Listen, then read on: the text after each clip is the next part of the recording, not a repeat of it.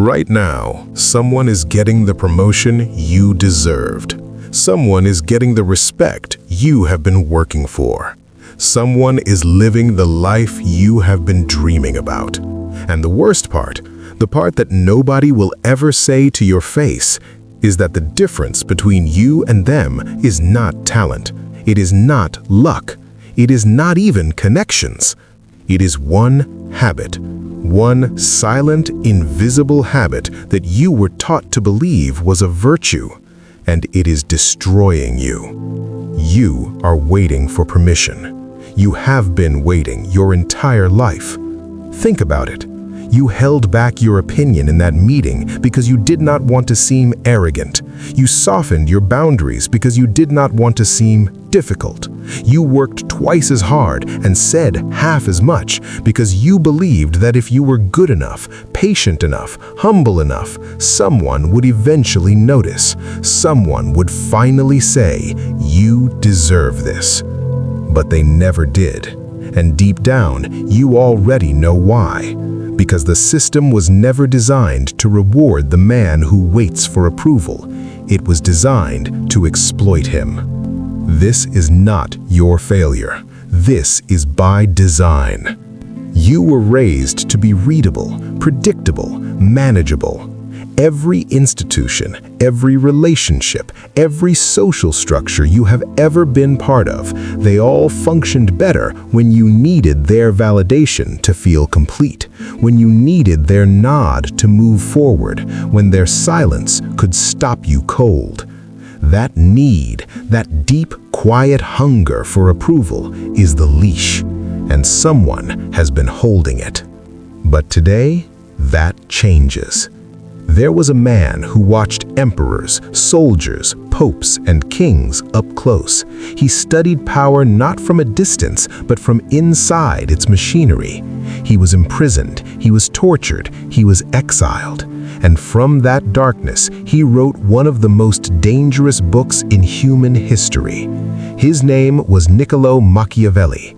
And while the world dismissed him as ruthless, what he was actually doing was telling the truth, a truth the powerful never wanted the common man to understand. He wrote, "It is better to be feared than loved, if you can be both."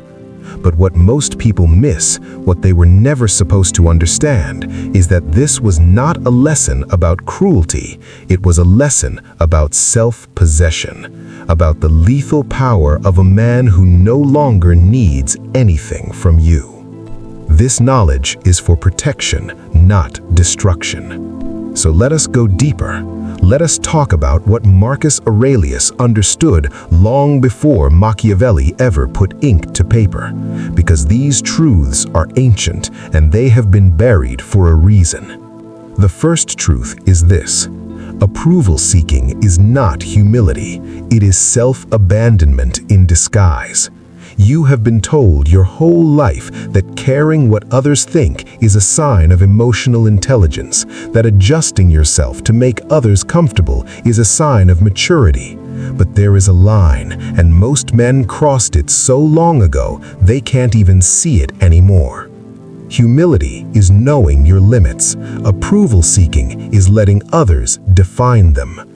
Every time you change your answer because someone frowned, every time you apologize for having a perspective, every time you dim yourself so someone else feels comfortable, you are not being humble.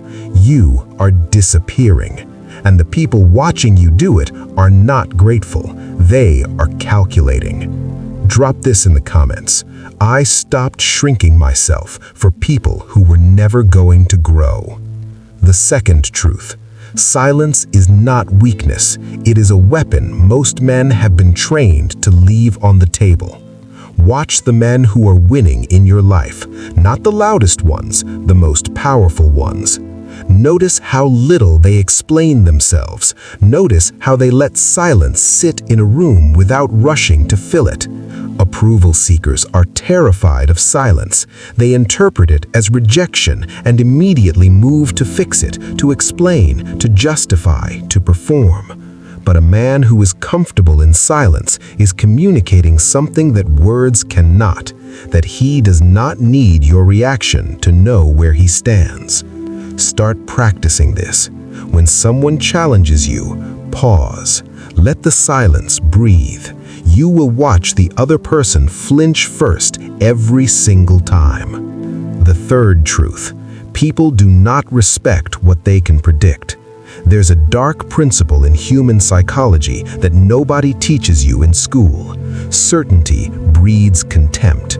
When people know exactly how you will react, exactly how much pressure it takes to move you, exactly what words will make you fold, they stop seeing you as a person. They see you as a mechanism, a button to be pressed. The men who command respect are the ones who introduce uncertainty, not chaos, uncertainty. You don't always know what they'll say. You don't always know what they'll do. And that unpredictability creates something primal in the human mind. It creates attention. It creates caution. It creates respect. Drop this in the comments. The moment I became unpredictable, I became dangerous. The fourth truth: every time you seek validation, you hand someone a piece of your power. Think about the last time you sent a message and then checked your phone every 5 minutes waiting for a response. Think about the last time you made a decision and then immediately looked around the room to see if people approved. Each one of those moments was a transaction. You handed over your emotional state to someone else and gave them the authority to decide how you feel about yourself. And they didn't ask for that responsibility. They didn't earn it. You just gave it to them. Because approval seeking, at its core, is the outsourcing of your own self-worth. And once you outsource your worth, you will work endlessly to earn it back, and the price will keep rising.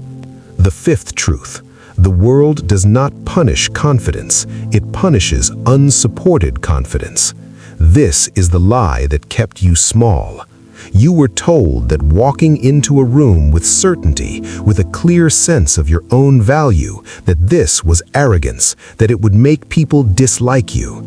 But what they actually dislike is a man who performs confidence without substance behind it. A man who builds himself in private, who does the work, endures the silence, survives the failures, and then carries himself accordingly. That man doesn't get punished. He gets watched. He gets respected. He gets followed. The work comes first, then the posture, never the other way around. Drop this in the comments. I am not arrogant. I am accurate. The sixth truth: approval from the wrong people is a punishment dressed as a reward. This one cuts deep. Think about the circles you've been performing for. Think about whose opinion you've been reshaping yourself to earn. Are these people where you want to be in 10 years? Are they building something? Are they growing?